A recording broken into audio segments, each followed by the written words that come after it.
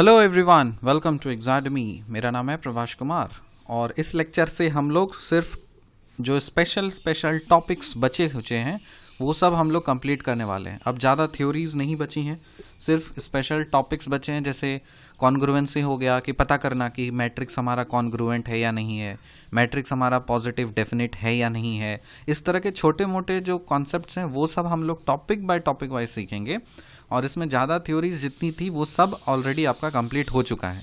तो इसमें सबसे पहले हम लोग हेडिंग लिखते हैं कॉन्ग्रुएंसी। कॉन्ग्रुएंसी टेस्ट करना है कि कोई मैट्रिक्स हमारा कॉन्ग्रुएंट मैट्रिक्स है या नहीं है, वो पता करना है। तो मान लेते हैं let A matrix B is congruent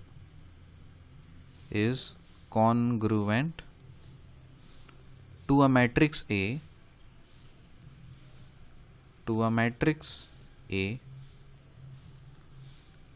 written as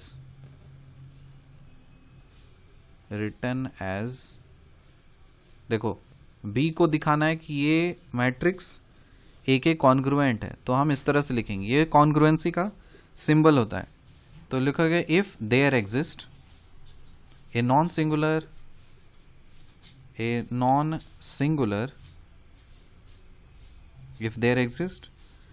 singular matrix P।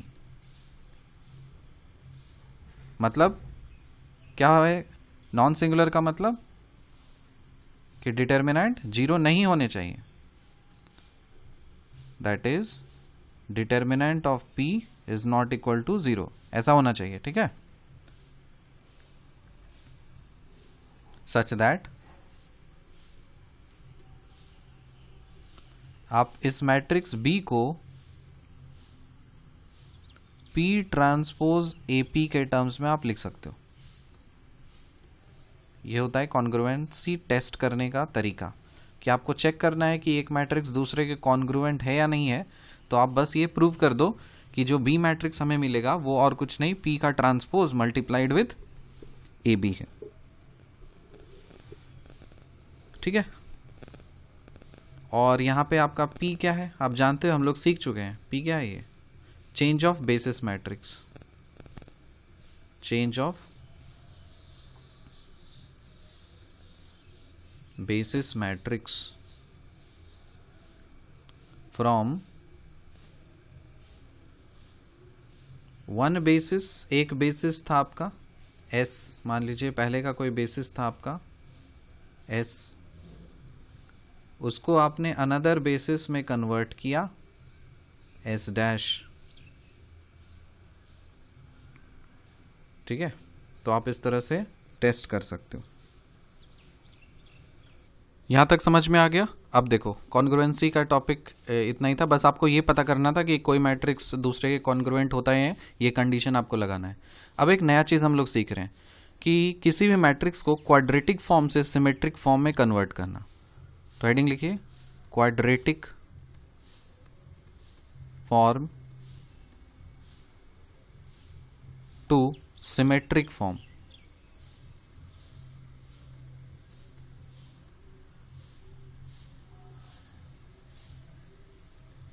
एक मैट्रिक्स को क्वाड्रेटिक फॉर्म से उसके सिमेट्रिक फॉर्म में कन्वर्ट करना। हम लोग ऑलरेडी सीख चुके हैं कि किसी भी मैट्रिक्स को क्वाड्रेटिक फॉर्म में कैसे कन्वर्ट करते हैं। अगर आपको नहीं पता तो प्रीवियस लेक्चर आप देखिए, हम सिखाएं आपको कि किसी भी मैट्रिक्स को आप कैसे क्वाड्रेटिक फॉर्म में कन्वर्ट करते हैं। अब क्वाड्रेटिक फॉर्म से सिमेट्रिक फॉर्म में कैसे जाएंगे हम लोग, उसके लिए रूल देखिए। उसके लिए हम लोग प्रॉब्लम से समझते हैं, थ्योरी नहीं जाएंगे। क्वेश्चन है find the symmetric matrix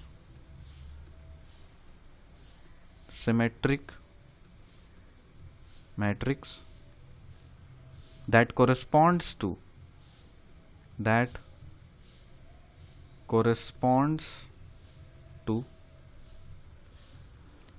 each of the following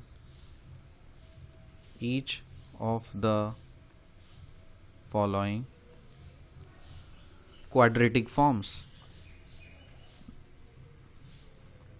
quadratic forms. 3 example लेते हैं, तीनों से अलग अलग टाइप का प्रॉब्लम है, तो आपको क्लियर हो जाएगा कि कैसे हम किसी भी क्वाड्रेटिक फॉर्म को उसके सिमेट्रिक फॉर्म में कन्वर्ट करते हैं। तो अब यहाँ पे पहला है हमारे पास quadratic form Q of X Y Z, 3 variable का लेते हैं। 3x square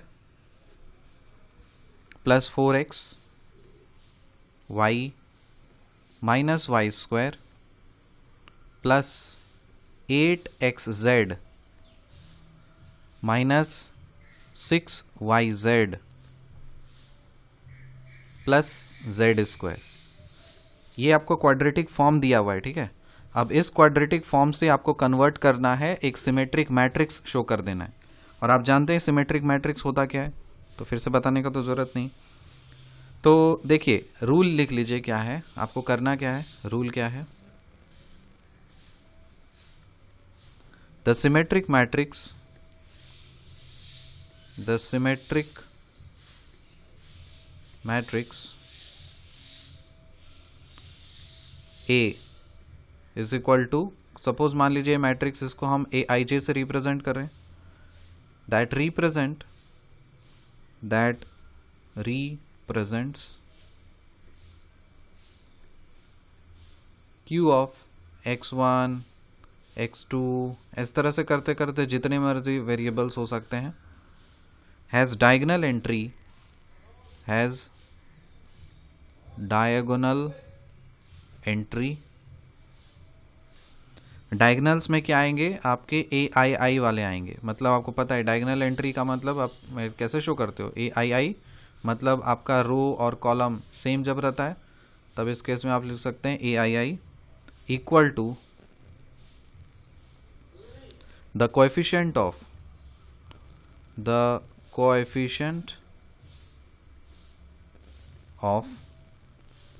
the square term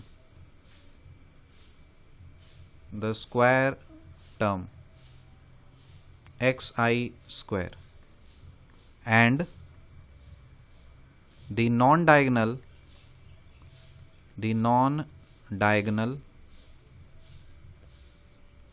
entries,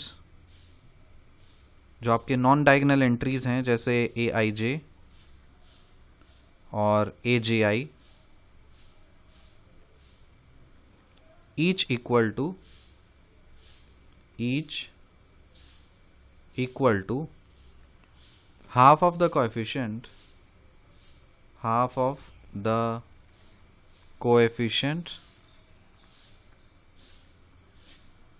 of the cross product, half of the coefficient of the cross product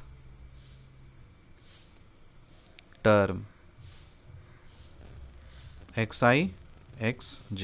ये सब x1 xi xj के टर्म्स में है, उसे घबराना नहीं है। यहाँ पे देखिए, यहाँ पे आपका x1 x2 x3 अगर आप इससे कंपेयर करेंगे तो आपको x1 हो जाएगा x, x2 हो जाएगा y, x3 हो जाएगा z, है कि नहीं, और n का वैल्यू हो जाएगा 3 वेरिएबल्स हैं यहाँ पे। तो ये बोल रहा है कि इस क्वाड्रेटिक फॉर्म को हम सिमेट्रिक फॉर्म में एक्सप्रेस करेंगे।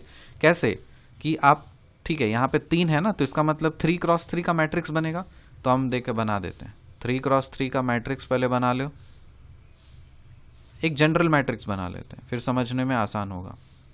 ये रहा, इसके एलिमेंट्स क्या क्या होते हैं आप जानते हो कि जनरली क्या लिखते हैं, A11 लिखते हैं, A12 लिखते हैं, A13, फिर A21 लिखेंगे, A22 लिखेंगे और A23, फिर A31 लिखेंगे, A32 लिखेंगे और A33। ठीक है, क्वाड्रेटिक फॉर्म पे ध्यान देना। क्वाड्रेटिक फॉर्म हमको एक्स वाई जेड के टर्म्स में, मतलब 3 वेरिएबल्स हैं तो 3x3 बना है, 4 वेरिएबल होते तो 4x4 बनता। तो यहाँ पे है हमारा 3x² गौर देना, 3x² plus 4xy minus y² plus 8xz minus 6yz plus z²। ये हमारा एक क्वाड्रेटिक फॉर्म में है, एक मैट्रिक्स ही है जिसको हम क्वाड्रेटिक फॉर्म में लिखें। अब इसको मैट्रिक्स में कन्वर्ट करने के लिए रूल जो है, ये ध्यान दो कि मैट्रिक्स का पहले मैंने एक बक्सा बना दिया अब यहाँ क्या फिल होगा वो इंपॉर्टेंट है।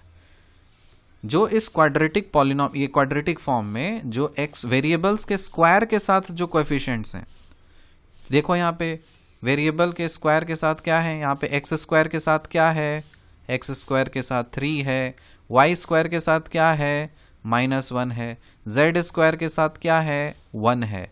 तो वो सब कहाँ चले जाएंगे, वो सब डायगोनल में जाएंगे। देखो एक्स के साथ है ना 3, एक्स स्क्वायर के साथ है 3, तो यहाँ हम लिख दिए 3, वाई स्क्वायर के साथ क्या है -1, तो यहाँ लिख दिए -1, जेड स्क्वायर के साथ क्या है 1, तो हम यहाँ लिख दिए 1। समझ में आया? अब एक्स वाई, वाई जेड और जेड एक्स, मतलब अगर मुझे इस तीनों का कुछ पेयर बनाना पड़ा तो मैं क्या करूंगा, तो आप बोल सकते हो ना। तो यहां पे देखो इसके एक्स वाई के साथ में क्या है, 4 है, एक्स वाई के साथ में है 4, देखो इधर, तो इसका आधा दे दो, यहाँ पे इसका हाफ करो, इधर लिख दो 2। अगर यहाँ 2 लिखे हो तो जाहिर सी बात है यहाँ पे भी 2 देना पड़ेगा, समझे?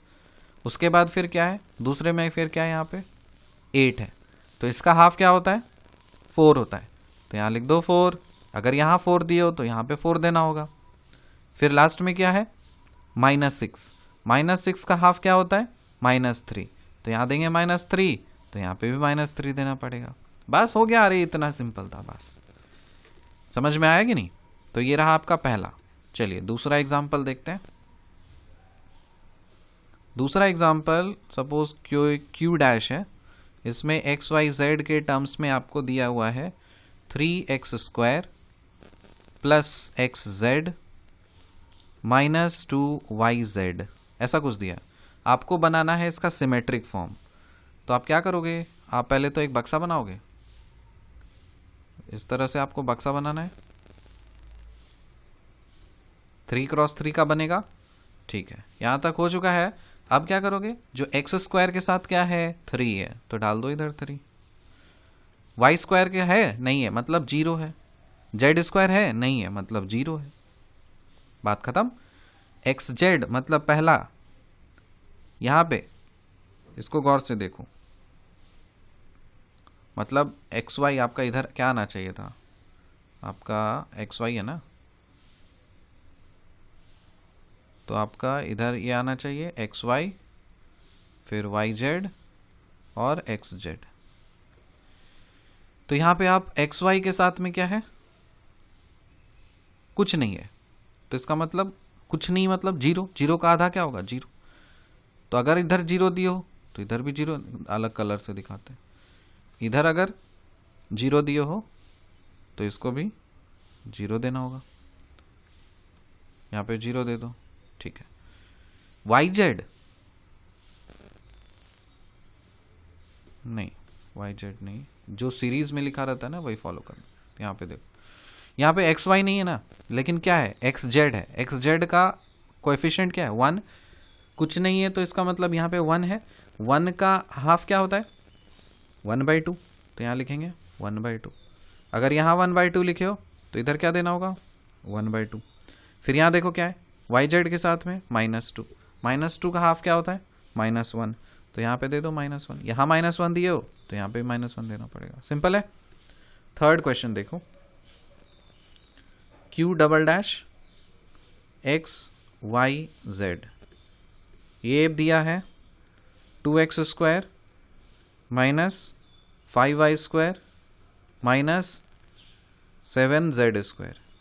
ये तो अब तुम डायरेक्ट बोल सकते हो ये और कुछ नहीं सर, यहाँ पे तो सब डायगोनल्स में भरे जाएंगे, नॉन डायगोनल में तो होंगे नहीं कुछ, क्योंकि हमको पता है कि यहाँ पे x² के साथ है 2, तो लिख दो 2, y² के साथ क्या है -5, लिख देंगे -5, z² के साथ क्या है -7, लिख देंगे इधर -7, और बाकी कुछ है क्या, ना तो xy है, ना तो yz है, ना तो zx है, तो डाल दो सब 0, ये सारे के सारे हो गए आपके 0। कितना आसान था, आपको पता चल गया कि किसी भी क्वाड्रेटिक फॉर्म को आप सिमेट्रिक फॉर्म में कैसे आप लिख सकते हो, ठीक है, परफेक्ट। अब चलो इसका उल्टा करें, इसका उल्टा करके थोड़ा सा और मजा करते हैं। देखिए symmetric form to quadratic form, symmetric form पिछले लेक्चर में हम लोग थोड़ा लेंदी मेथड देखे थे, मतलब वो बेस ही था, लेकिन उसको क्विकली कैसे सॉल्व करने हैं वो इस अभी सीख रहे हैं हम लोग। सिमेट्रिक फॉर्म से आपको क्वाड्रेटिक फॉर्म में जाना है। मतलब वो एक्चुअली था आपका कि कोई भी मैट्रिक्स को आप क्वाड्रेटिक फॉर्म में कैसे रिप्रेजेंट कर सकते हो, लेकिन यहाँ पे हम लोग सिमेट्रिक फॉर्म को क्वाड्रेटिक फॉर्म में कन्वर्ट कर रहे हैं। अब मान लेते हैं हमारे पास एक मैट्रिक्स है A इज इक्वल टू 5 8, और सिमेट्रिक में आपको पता है यहाँ पे जो रहता है वो यहाँ पे रहता है। तो ये रहा आपका सिमेट्रिक फॉर्म। इसको कन्वर्ट करना है आपको क्वाड्रेटिक फॉर्म में। तो हम इसका फॉर्मूला बताए थे, क्वाड्रेटिक फॉर्म को क्या लिखते हैं, क्योंकि ये कितना ऑर्डर का है, 2x2 का है, तो क्या हो जाएगा q ऑफ x, y आएगा। अगर ये 3x3 का रहता तो x y z आ जाते, ठीक है, 3 वेरिएबल्स आ जाते। तो इसका स्टैंडर्ड क्या था, x ट्रांसपोज ax, यही फिल करना है हमें। परफेक्ट। तो यहाँ पे हम x को नहीं पता ना, ये x क्या है, ये चीज है, इसको हम लोग xy बोल रहे हैं, इसी को हम लोग xy बोल रहे हैं। अरे देखो ये चीज है ना, इसी को x बोला गया है, ये है आपका x ट्रांसपोज ax, समझे। तो x ये है, तो x का ट्रांसपोज अगर हम बोले निकालें तो क्या बोलोगे, सर ये और कुछ नहीं, xy इस तरह से लिखा जाएगा। चलो पुट कर दो, x ट्रांसपोज मतलब xy को हम इस तरह से लिखेंगे।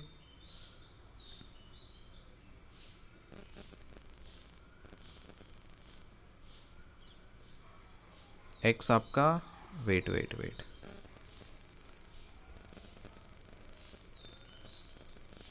x है आपका xy, इसको हम लोग x बोल रहे हैं। तो x ट्रांसपोज हम लेंगे यहाँ पे इसको कॉलम्स में, मतलब रोज के टर्म्स में लिख करके xy ये होता। तो q ऑफ xy अगर हमें पता करना है तो q एक्स्ट्रा ट्रांसपोज मतलब यही xy इस तरह से रहेगा रो वाइज।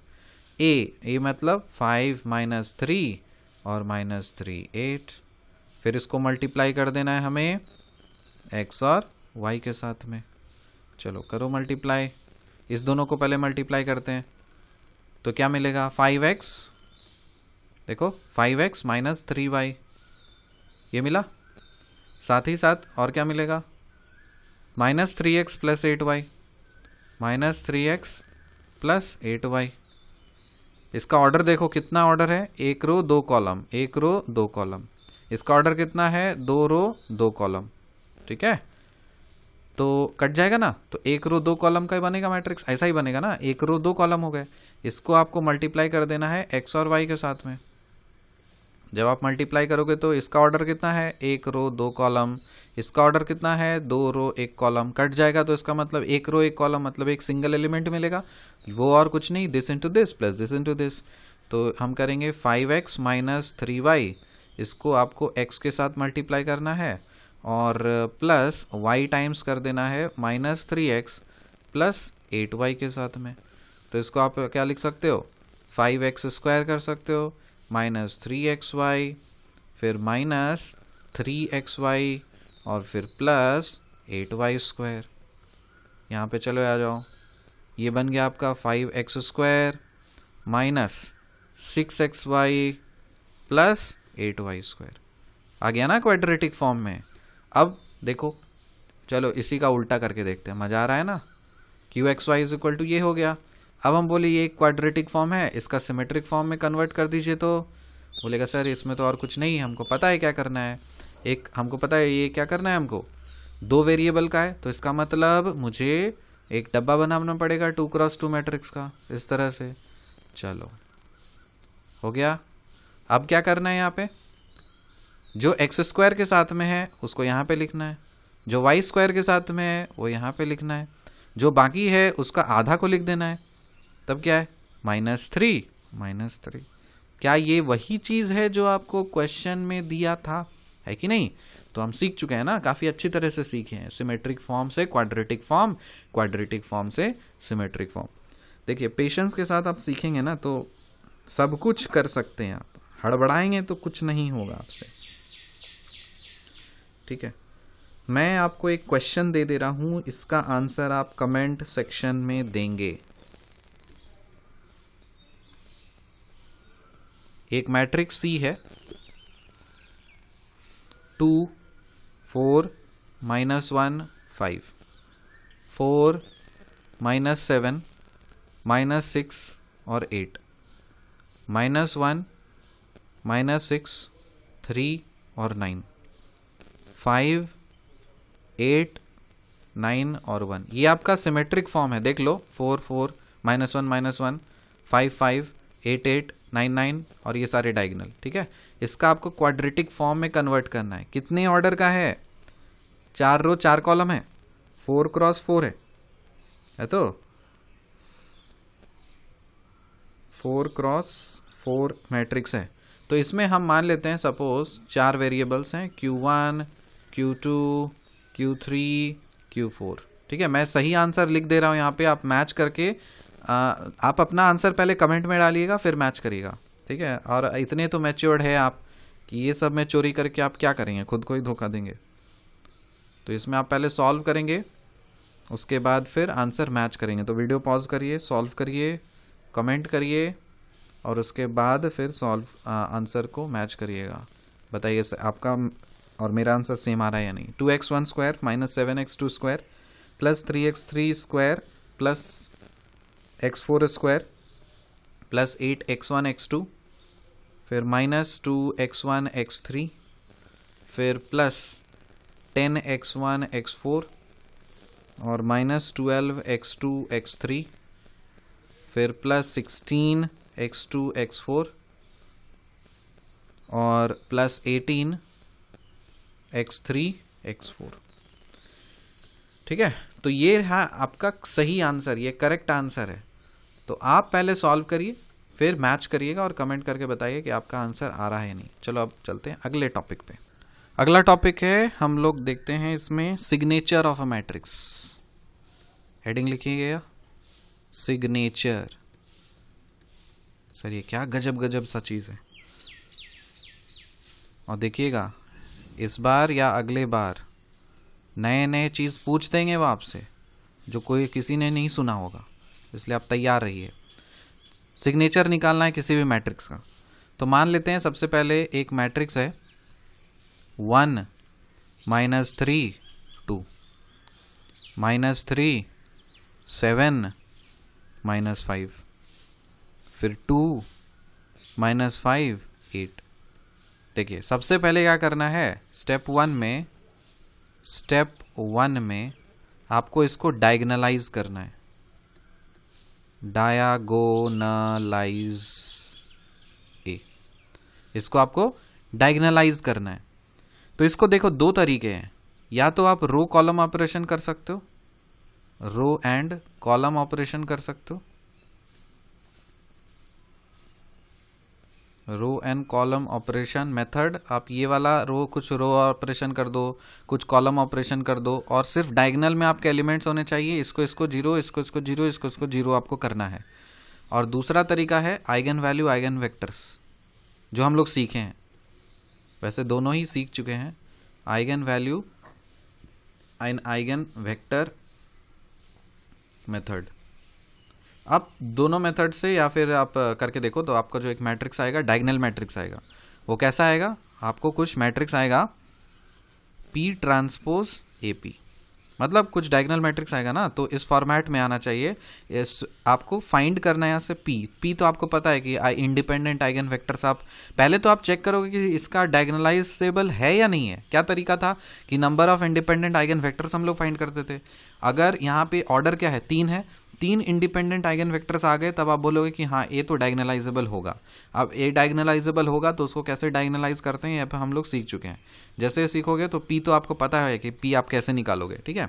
तो वहाँ से आप D पता चल जाएगा आपको। तो जैसे आपको D पता चला ना, तो मैं इसका लिख दे रहा हूँ, आपको इसमें सॉल्व करोगे ना तो इसमें आपको P मिलेगा कुछ इस तरह से 1 3 -1 0 1 1 0 0 2, ये आपको मिलेगा P। और जब डायगोनलाइज करोगे इसको, मतलब D निकालोगे, तब ये मिलेगा 1 0 0 0 -2 0 0 0 और 18। ठीक है, अब तुम देखो सिग्नेचर निकालना है तो इस डायगोनल पे अलोंग देखो, इस डायगोनल के अलोंग देखो, यहाँ पे लिखो number of positive elements in the diagonal, number of positive elements in the diagonal, उसको हम लोग P से शो कर रहे हैं। कितने हैं पॉजिटिव एलिमेंट्स? 1 और 2, तो यहां पे है 2। Number of negative elements in the diagonal, तो यहां पे n को हम शो कर रहे हैं, n से नंबर ऑफ निगेटिव एलिमेंट्स। कितने निगेटिव एलिमेंट है? 1। तो यहां पे सिग्नेचर अगर आपको निकालना है ना, सिग्नेचर निकालना है ए मैट्रिक्स का, इसको हम लोग ऐसे लिखते हैं SIGN साइन ऑफ ए। ये और कुछ नहीं, डायगोनल में जितने पॉजिटिव एलिमेंट्स हैं माइनस जितने भी निगेटिव एलिमेंट्स हैं, बस। सर यही था क्या? अरे हाँ, यही था।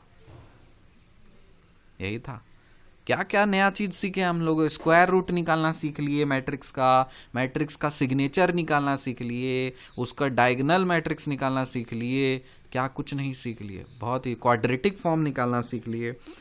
ठीक है, अब चलते हैं हम लोग अगले टॉपिक पे। अब कुछ नया सीखते हैं हम लोग, मतलब अभी जो है ना इसको थोड़ा सा रिकैप करते हैं।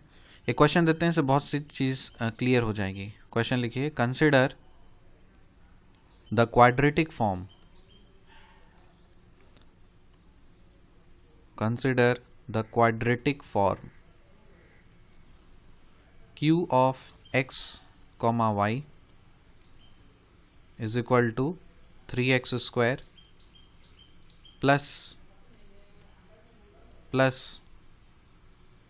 2xy minus y square, and the linear substitution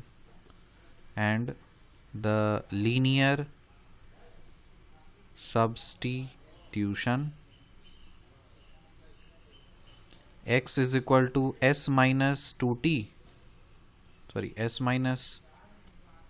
3t और y is equal to 2s plus t। ये आपको दिया हुआ है कुछ, आपको बोला rewrite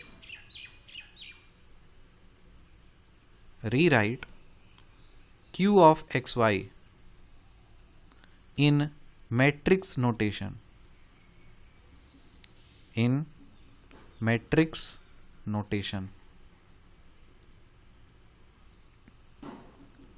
and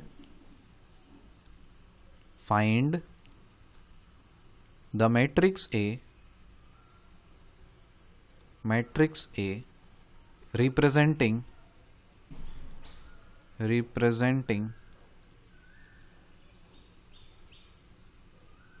q of x, y। Question पहले अच्छे से समझ लीजिए क्या बोला।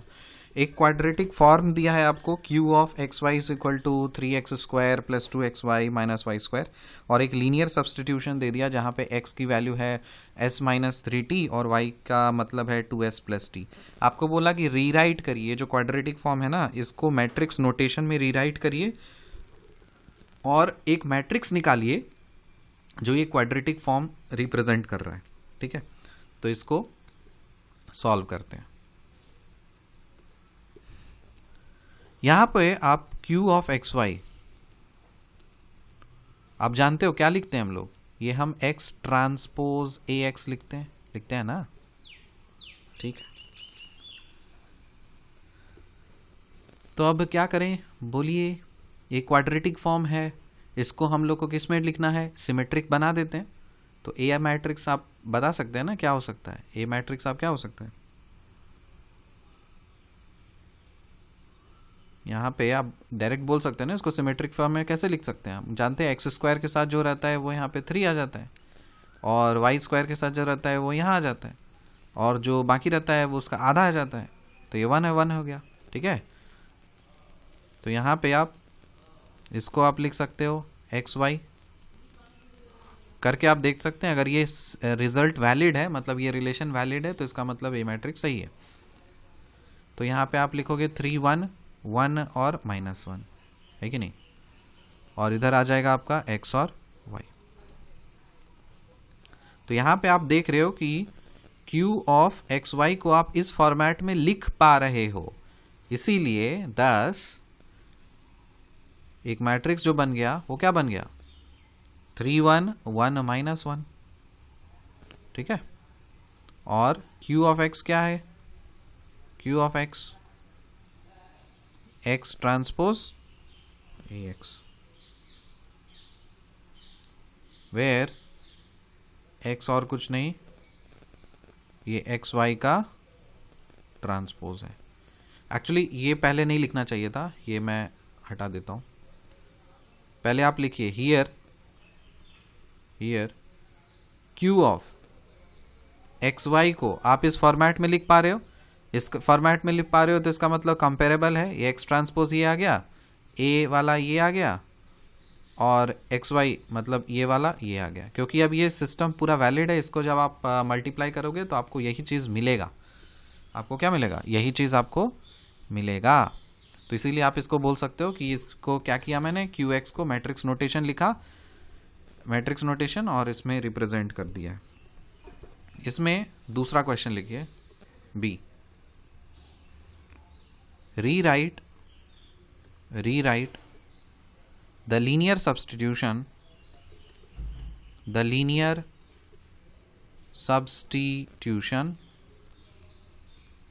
using matrix notation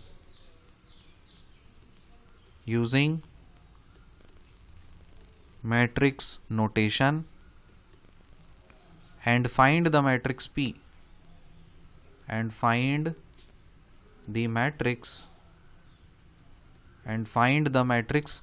P corresponding to the substitution। तो यहाँ पे आपको लीनियर सब्स्टिट्यूशन जो आपको दिया था क्वेश्चन में, क्या दिया है, x is equal to s minus 3t और y is equal to 2s plus t। इसको आपको मैट्रिक्स नोटेशन में लिखना है और एक मैट्रिक्स फाइंड करना है इस सब्स्टिट्यूशन के कॉरस्पॉन्डिंग। ये भी सिंपल है। इसमें आप करोगे क्या, यहाँ पे आप लिखोगे here X Y is equal to 1 - 3 2 और 1, इसका कोएफिशिएंट्स डाल देना आपको। इसको आप लिख सकते हो ना, इसको मैट्रिक्स फॉर्मेट में कैसे लिखोगे, एक्स वाई लिखोगे और फिर इसका कोएफिशिएंट लिख दोगे और इधर क्या लिखोगे, एस टी लिख दोगे, लिख सकते हैं। तो 10 यहां पे जो p मिलेगा वो क्या मिलेगा, और कुछ नहीं, इसका कोएफिशिएंट। तो 1 - 3 2 1 हो गया। जहां पे आपका x क्या है, x बोलोगे सर ये और कुछ नहीं, x y है, और कैपिटल Y क्या है, ये और कुछ नहीं, ये S और T है।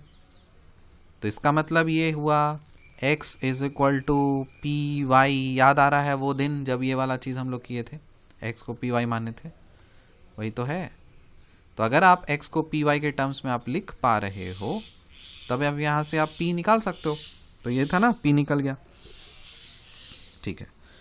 अब थर्ड क्वेश्चन देखिए, number C, find Q S, T using direct substitution।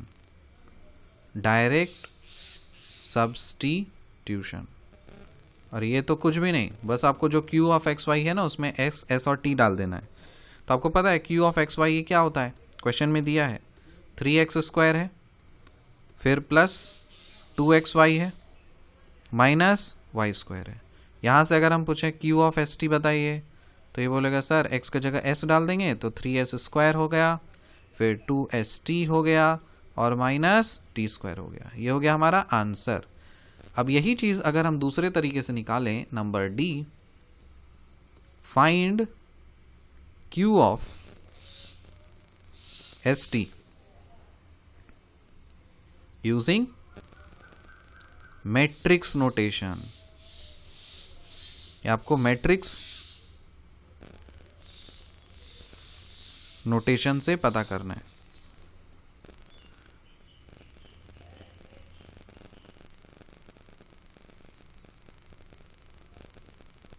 नहीं नहीं, यहाँ पे गड़बड़ हुआ है। क्यू ऑफ एस टी आपको निकालना है डायरेक्ट सब्सटीट्यूशन से, तो एस टी यहाँ पे आप एस को लिखेंगे, एस को लिखेंगे एक्स के टर्म्स में, वाई और फिर इधर एस और टी को एक्स और वाई के टर्म्स में लिखना पड़ेगा मुझे। तो इसमें हम लिख सकते हैं क्या, एक्स के जगह पे S minus three T, find Q of S T, मतलब आप जो क्वाड्रेटिक फॉर्म है ना, इसको एस और टी के टर्म्स में आपको एक्सप्रेस करना है। तो यहाँ पे आप एक्स के जगह पे एस माइनस थ्री टी डालेंगे और वाई के जगह पे टू एस प्लस टी डालेंगे। सॉरी, वही तो मैं सोचूं क्या है। आपको क्यू ऑफ एक्स वाई ये आपको दिया था 3x² plus 2xy minus y²।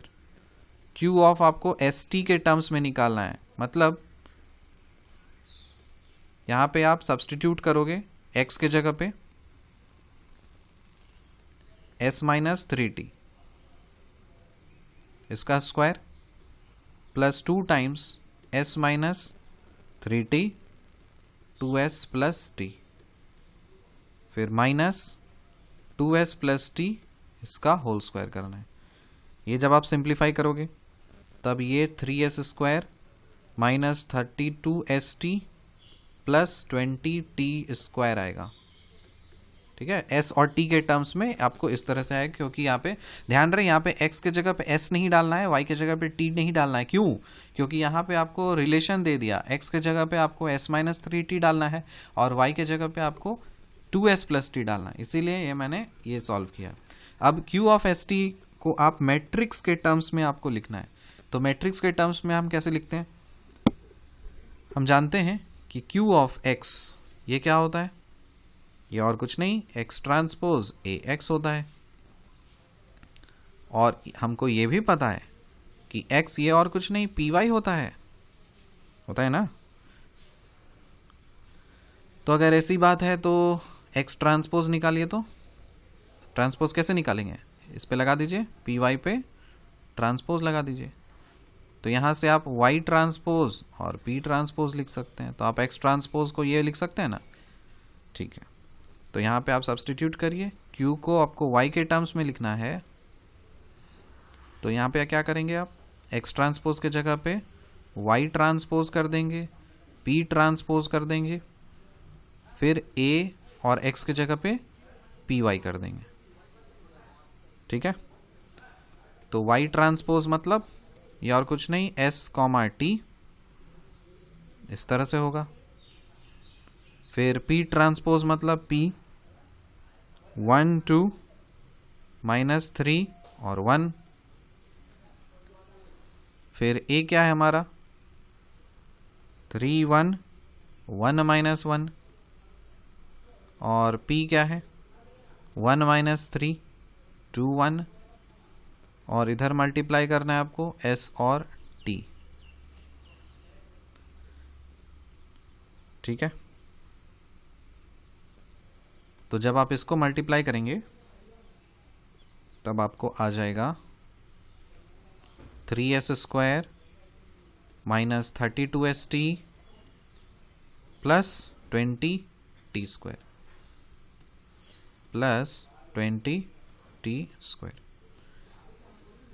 ठीक है, अब मैंने आपको सिखा दिया है कि आप p कैसे निकालते हैं। इससे जस्ट पहले आपने p निकाला है ना, यहाँ पे देखो, यहाँ पे p निकाला है ना, ये तो रहा p। अरे ये इसका कोएफिशिएंट्स उसको p बोलते हैं। उसका ट्रांसपोज कर दोगे तो आपको p ट्रांसपोज भी पता है, मल्टीप्लाई कर दोगे मैट्रिक्स के टर्म्स में तो आपको यही आंसर आएगा। तो चाहे आप मैट्रिक्स नोटेशन में यूज़ करें या फिर आप डायरेक्ट सब्सटीट्यूशन करें, आपका आंसर सेम ही आएगा। यही वेरीफाई करना था। ठीक है, तो इसके बाद कुछ और टॉपिक करते हैं हम लोग। तो अगला टॉपिक अब हम लोग डिस्कस करेंगे ऑर्थोगोनल मैट्रिसेस के बारे में। हेडिंग लिखिए, ऑर्थोगोनल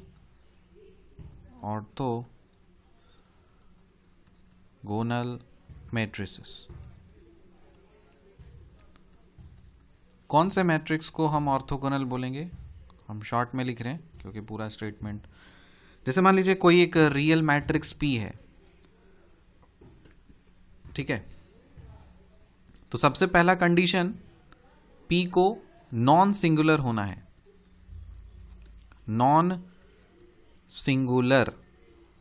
नॉन सिंगुलर मतलब कोई मैट्रिक्स जो है इसका डिटर्मिनेंट 0 नहीं आना चाहिए, ठीक है। ऑर्थोगोनल मैट्रिक्स ये तब होगा जब इसका आप इनवर्स निकालिएगा तो उसके ट्रांसपोज के बराबर हो जाएगा। तो अगर P इनवर्स बराबर हो गया P के ट्रांसपोज के, तब हम बोल सकते हैं देन P इज ऑर्थोगोनल।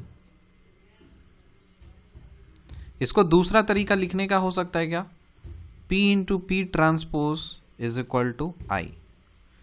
यह है आपका दूसरा तरीका कि अगर मैट्रिक्स को उसके ट्रांसपोज से अगर आप मल्टीप्लाई करते हो तो आपको एक आइडेंटिटी मैट्रिक्स मिलेगा, ठीक है। एक इंपॉर्टेंट थ्योरम, ये थ्योरम जानना जरूरी है, मतलब एक रूल रेगुलेशन वगैरह। Let P be a real matrix, P एक रियल मैट्रिक्स हम कंसिडर किए हैं, then the following are equivalent। पहला, P is orthogonal। अगर मान लीजिए P ऑर्थोगोनल है तो the rows of P form an orthonormal set। Orthonormal set, जो मैट्रिक्स P होगा उसका जो रोज होगा ना वो एक ऑर्थोनॉर्मल सेट फॉर्म करेगा। तीसरा, columns of P form an orthonormal set. तो इसके रोज भी ऑर्थोनॉर्मल सेट फॉर्म करेंगे, इसके कॉलम्स भी ऑर्थोनॉर्मल सेट फॉर्म करेंगे।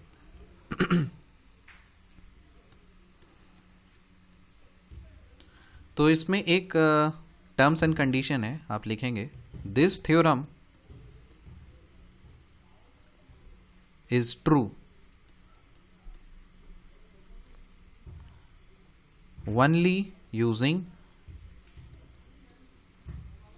the usual inner product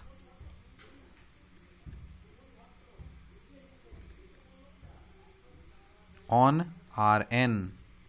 जो आप यूजुअल इनर प्रोडक्ट फाइंड करते हो Rn में, ये उसी के लिए वैलिड है। It is not true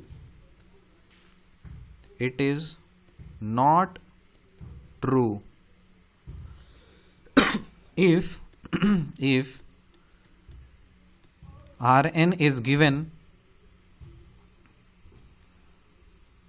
any other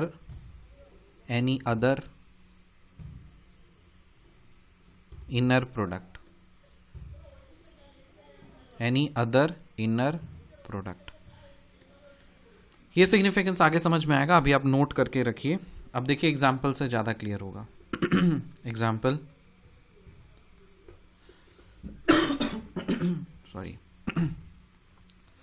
example, मान लीजिए P वो एक मैट्रिक्स है, यहां पे लिखा 1/√3, फिर 1/√3, 1/√3, 0, 1/√3, 1/√2, फिर 2/√6, -1/√6, -1/√6।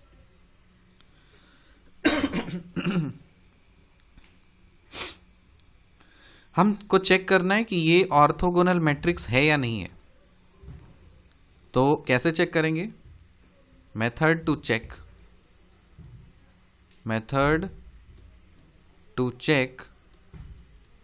Orthogonality of a matrix.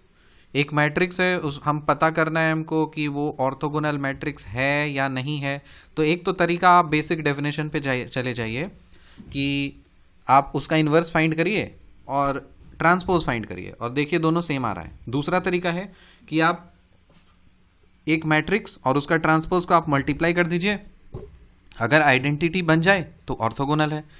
तीसरा तरीका ये है कि आप रोज देखिए गौर से, मतलब ये रोज ऑर्थोगोनल होने चाहिए। तो आप लिखोगे the rows are orthogonal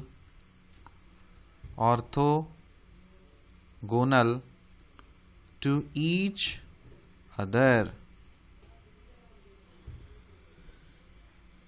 and are unit vectors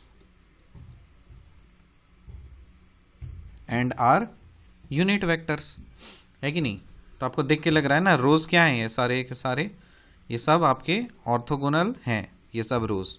कैसे चेक करेंगे? तो मान लीजिए पहला रो है, पहला रो वेक्टर हम उठा लेते हैं, मान लेते हैं इसको हम v मान लेते हैं, और ये वेक्टर है हमारे पास 1/√3 1/√3 1/√3। दूसरा रो वेक्टर उठाते हैं हम 0 1/√3 1/√2। चेक करना है कि ऑर्थोगोनल है या नहीं। ऑर्थोगोनल अगर होगा तो इसका इनर प्रोडक्ट जो है वो तो 0 होना चाहिए। तो v1 v2 इसका इनर प्रोडक्ट क्या होना चाहिए? 0। तो चेक करते हैं, v1 का आप ट्रांसपोज ले लीजिए और इसको v2 के साथ मल्टीप्लाई करिए। इसका ट्रांसपोज लेंगे तो इसका मतलब 1/√3 करना होगा, 1/√3 करना होगा और 1/√3 कॉलम में इस तरह से लिखना पड़ेगा। अब इसको आपको मल्टीप्लाई कर देना है किसके साथ में? रो के साथ में। मतलब 0 1/√3 1/√2 करिए multiply, this into this plus this into this plus this into this. यही तो होता है ना। इसका देखो पहले चेक करो कि ये मल्टीप्लाई कर सकते हैं या नहीं है। कितने रो कितने कॉलम? 3 रो और 1 कॉलम है, और यहाँ पे 1 रो 3 कॉलम है। तो ये तो कैंसिल हो जाएगा, बचेगा क्या? आपका 3x3 बनेगा। मतलब क्या किया मैंने, रुको आपको v1 है और इसको आपको मल्टीप्लाई करना है। तो आप कैसे मल्टीप्लाई करोगे?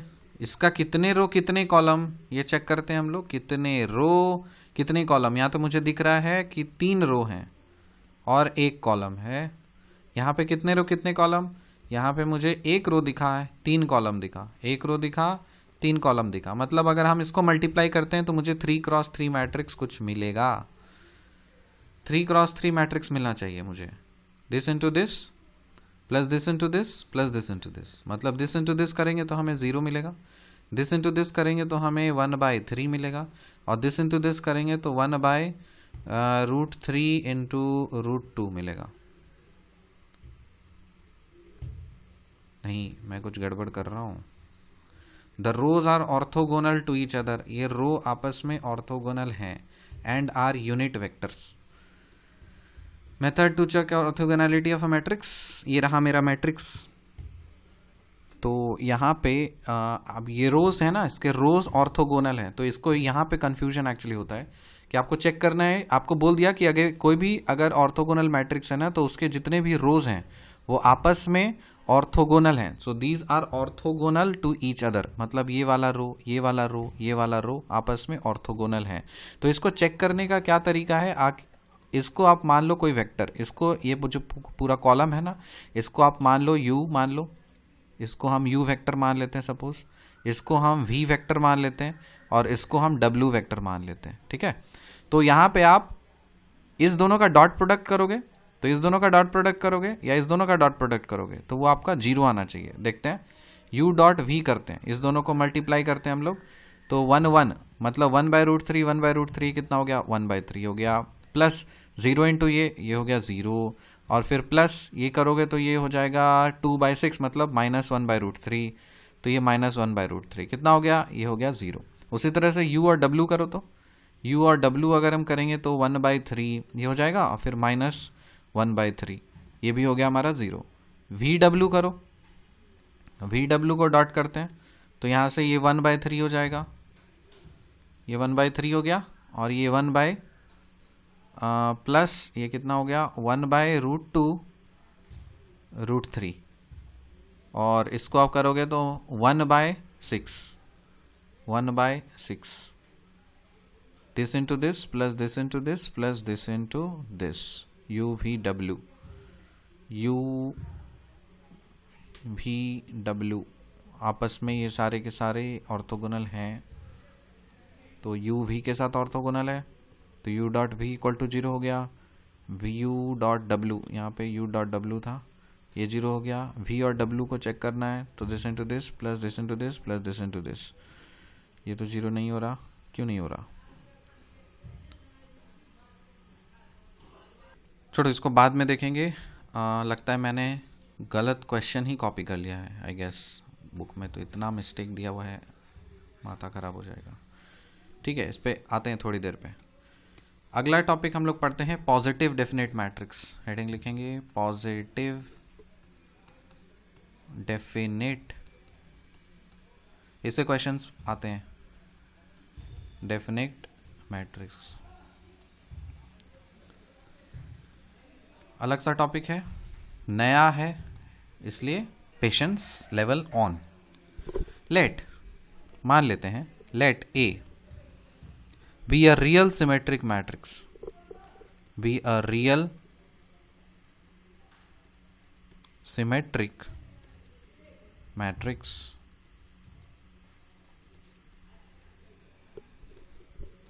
मतलब कि अगर इसका आप ट्रांसपोज लेते हो तो आपको ए मिलेगा। Then A is said to be positive definite.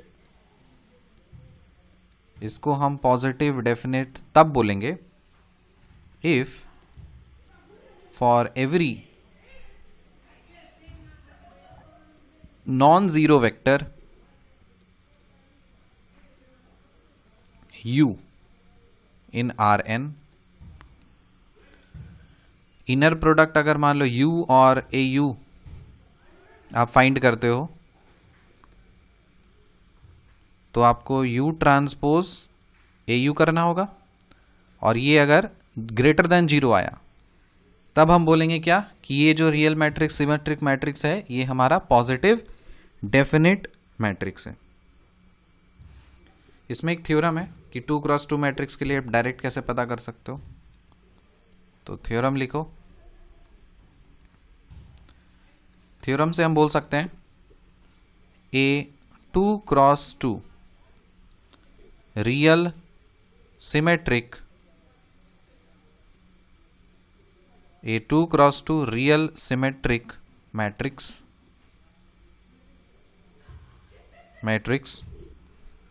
A, suppose मान लेते हैं ये ए बी सी डी, और इसके ट्रांसपोज के बराबर होना चाहिए, तो ट्रांसपोज लेंगे तो क्या हो जाएगा ए बी सी डी लिखेंगे। ठीक है, मतलब नहीं, रियल ये सिमेट्रिक होना चाहिए ना, तो सिमेट्रिक के लिए आपको ए बी और इधर सी और इधर डी, मतलब ये बराबर कब होगा, जब आपका b बराबर होगा c के और c बराबर b होगा। तो क्या हम इसको ऐसा लिख सकते हैं a b b d, कोई दिक्कत नहीं है। ये कंडीशन तो सेटिस्फाई है कि a ट्रांसपोज बराबर है, ये होना ही है, और ये तभी पॉसिबल है जब आपका ये वाला एलिमेंट और ये वाला एलिमेंट आपका दोनों का सेम होगा। तो इस तरह से हम लिखेंगे। तो इसको हम लोग पॉजिटिव डेफिनेट तब बोलेंगे is positive definite, positive definite if and only if